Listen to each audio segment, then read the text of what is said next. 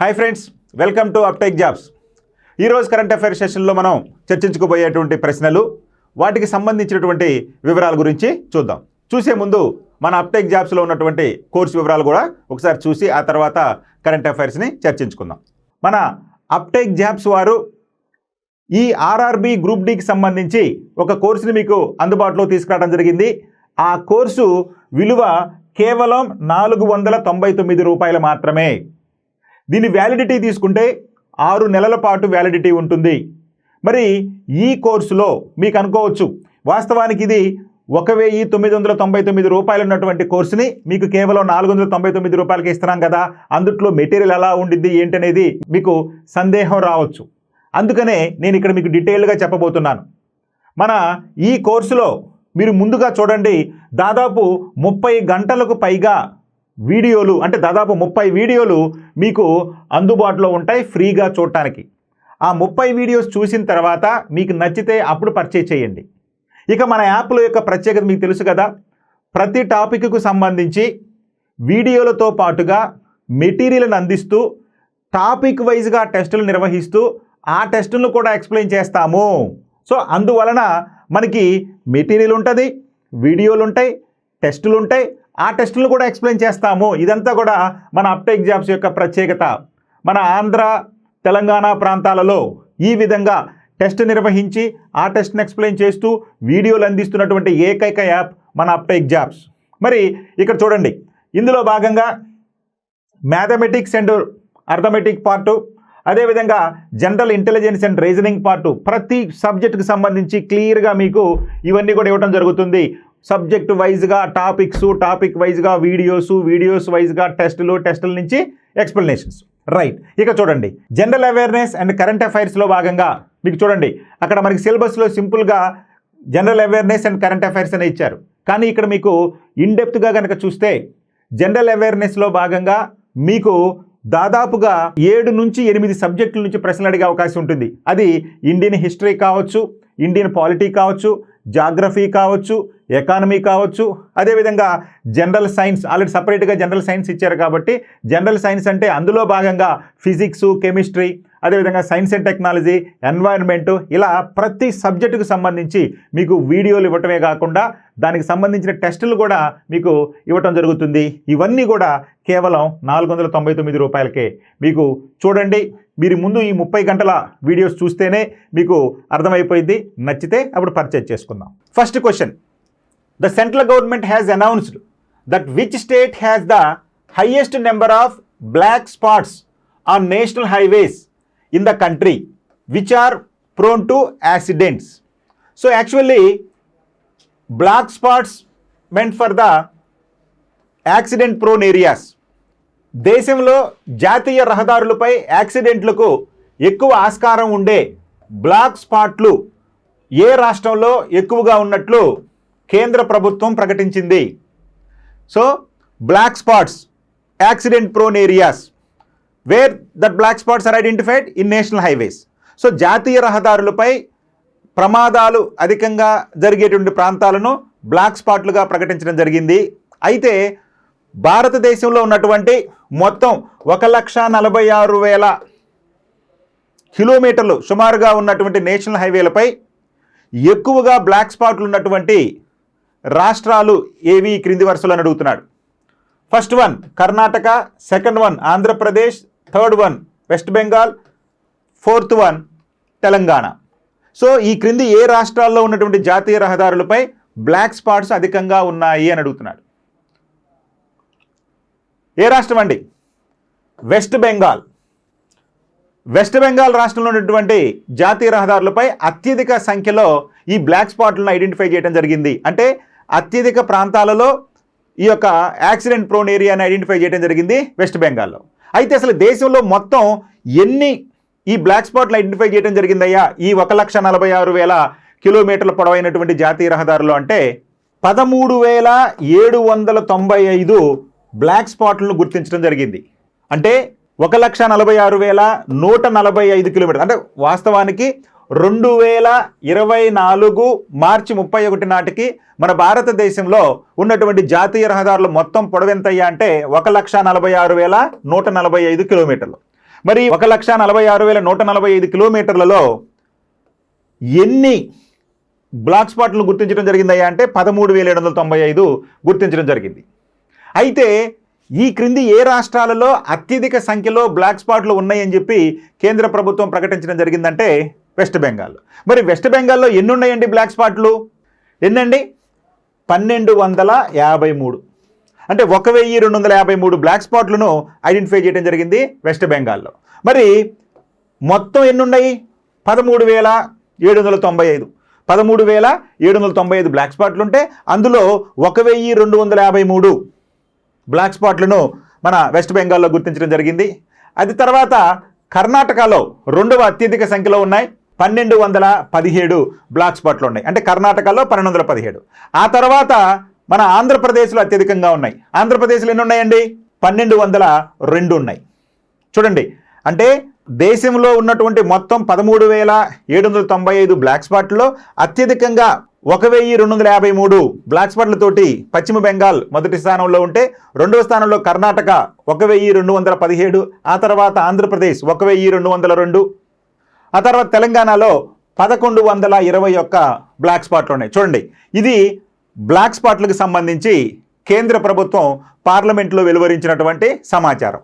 అంటే దేశంలో ఉన్నటువంటి 1,46,145 కిలోమీటర్ల పొడవైనటువంటి జాతీయ రహదారుల్లో 13,795 బ్లాక్ స్పాట్లు అంటే యాక్సిడెంట్ ప్రోన్ ఏరియా అని గుర్తించడం జరిగింది.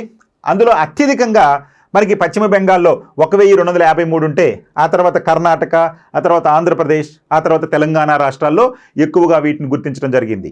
ఇక్కడ ఆశ్చర్యకరమైన విషయం ఏంటంటే, మరి మన దేశంలో ఉన్నటువంటి మొత్తం 1,46,145 కిలోమీటర్ల పొడవైనటువంటి జాతీయ రహదారులో సుమారు 18,000 కిలోమీటర్ల కంటే అధికంగా జాతీయ రహదారులు అత్యధికంగా ఉన్నటువంటి రాష్ట్రమైనటువంటి ఈ యొక్క మహారాష్ట్రలో మాత్రం ఈ టాప్ 10 ప్లేసుల్లో లేదు.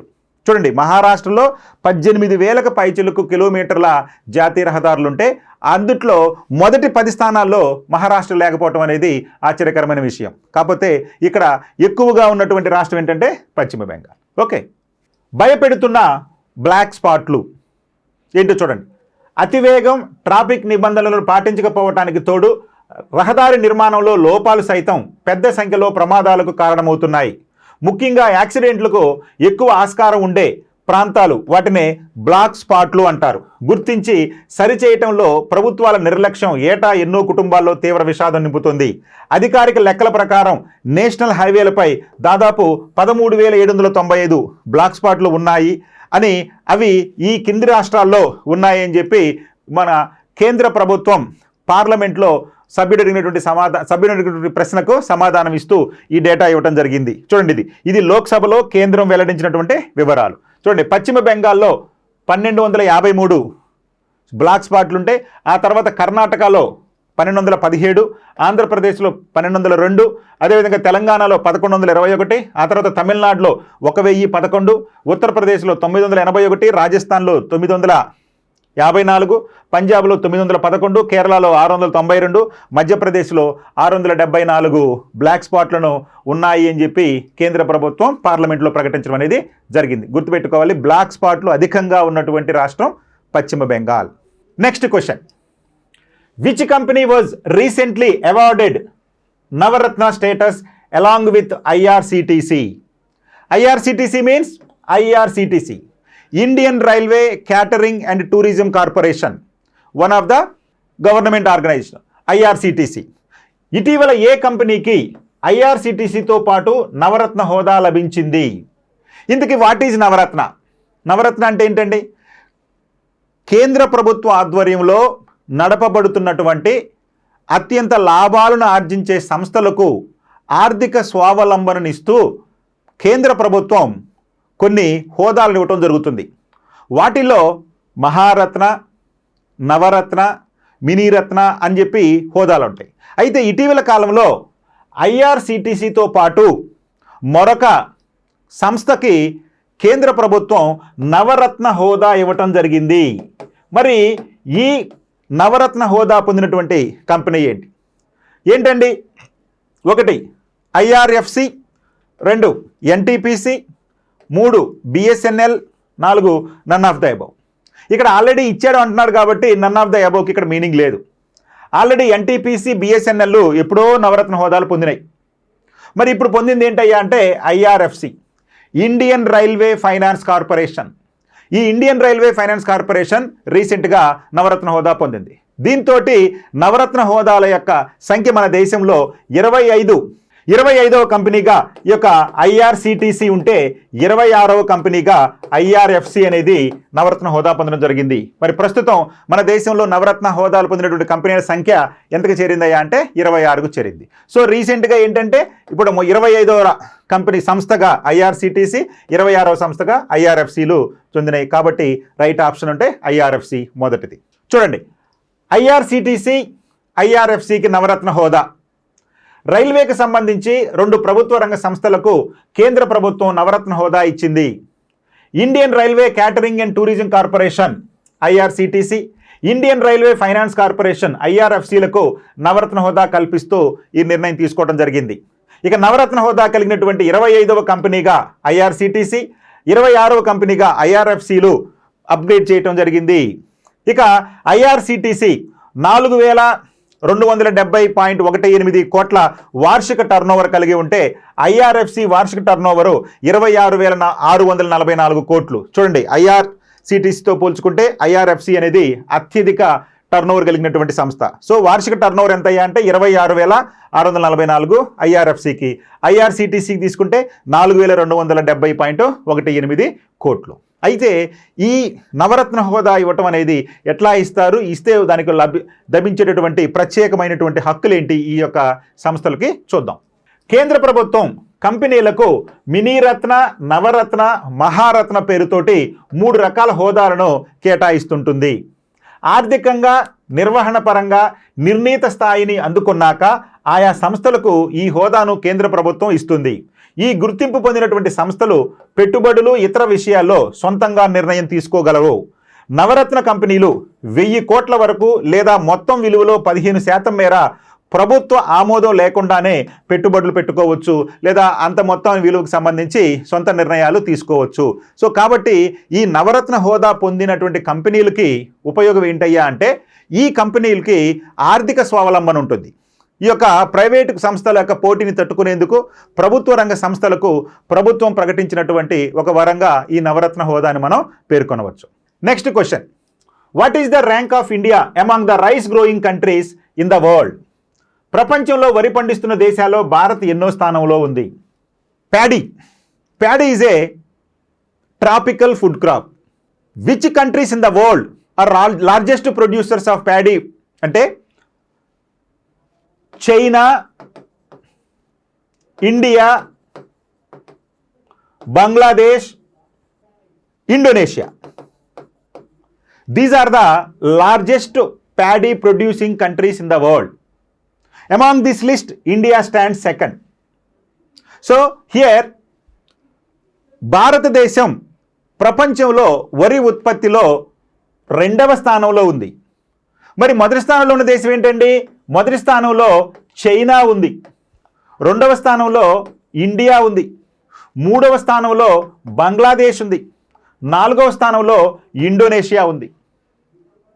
మరి చైనా ఎంత వరిని ఉత్పత్తి చేస్తుందయ్యా అంటే ప్రపంచంలో వరి పండేటువంటి మొత్తం వరిలో సుమారు 28% వరకు ఒక చైనాలోనే పండుతుంది. అంటే దాదాపుగా 144 మిలియన్ మెట్రిక్ టన్నుల వరిని ఉత్పత్తి చేస్తుంది చైనా.